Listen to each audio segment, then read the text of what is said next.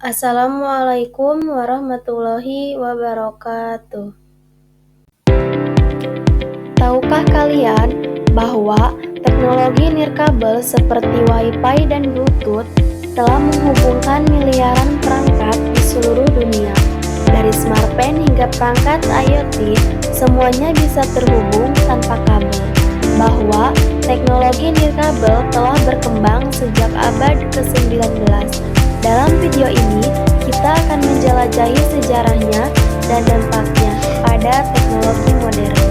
Perkenalkan, nama saya Intan Nur Aini dari kelas TI 23D dengan NIM 232101284 untuk memenuhi tugas UTS saya dengan mata kuliah Pengantar Sistem Mobile dan Nirkabel.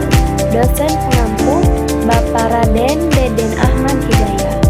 Kita akan mulai dengan memahami dasar-dasar komunikasi nirkabel, kemudian membahas manfaat utamanya, dan akhirnya kita akan melihat tantangan yang dihadapi dalam pengembangan teknologi ini.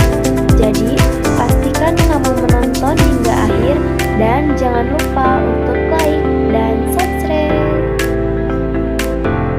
Sebelum kita membahas lebih jauh tentang sistem komunikasi nirkabel, kalian perlu tahu apa itu komunikasi nirkabel.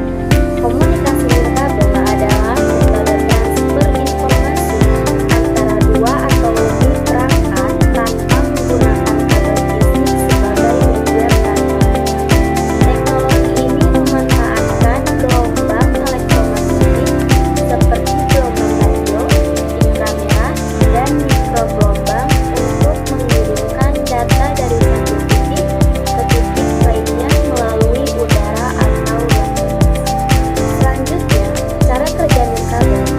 Yang pertama, komunikasi nirkabel bekerja dengan mengirimkan sinyal elektromagnetik melalui udara dari pemancar ke peneliti. Proses ini melibatkan modulasi untuk mengubah informasi menjadi sinyal yang dapat dikirimkan dan demodulasi untuk mengubah sinyal kembali ke bentuk aslinya. Yang selanjutnya yaitu manfaat komunikasi nirkabel. Yang pertama, fleksibilitas dan mobilitas. Memungkinkan komunikasi tanpa batasan fisik sehingga pengguna bisa bergerak bebas, cocok untuk perangkat portable seperti ponsel, tablet, dan laptop. Pemasangan dan pemeliharaan yang mudah, tidak memerlukan kabel fisik sehingga instalasi lebih cepat dan biaya lebih rendah. Pemeliharaan lebih mudah karena tidak perlu menangani kabel yang rusak atau terputus. Selanjutnya, manfaat dari nirkabel yaitu aksesibilitas yang lebih baik. Dapat digunakan di daerah yang sulit dijangkau oleh kabel fisik seperti daerah pedesaan atau pegunungan, memberikan akses internet dan komunikasi di wilayah terpencil. Pengurangan kekacauan kabel mengurangi kebutuhan akan kabel yang bisa menjadi berantakan dan tidak rapi. Tantangannya dari sistem komunikasi nirkabel, yang pertama, gangguan dan interferensi. Sinyal nirkabel rentan terhadap gangguan dari perangkat lain seperti perangkat elektronik atau kondisi cuaca buruk. Interferensi dapat mengurangi kualitas dan kendala komunikasi. Yang kedua, keamanan. Sinyal nirkabel dapat dengan mudah disadap atau diakses oleh pihak yang tidak berwenang, membutuhkan enkripsi dan langkah-langkah keamanan tambahan untuk melindungi data. Yang ketiga, keterbatasan jangkauan. Jangkauan sinyal nirkabel terbatas dan dapat terhalang oleh bangunan dinding dan hambatan fisik lainnya. Perlu penguatan sinyal atau penggunaan repeater untuk memperluas jangkauannya. Yang keempat, kapasitas dan kecepatan. Bandwidth yang terbatas bisa menjadi lebih kendala dalam komunikasi nirkabel, terutama dengan meningkatnya jumlah perangkat yang terhubung. Kecepatan transfer data mungkin lebih rendah dibandingkan komunikasi menggunakan kabel. Referensi dari komunikasi nirkabel yaitu Ada 2 referensi.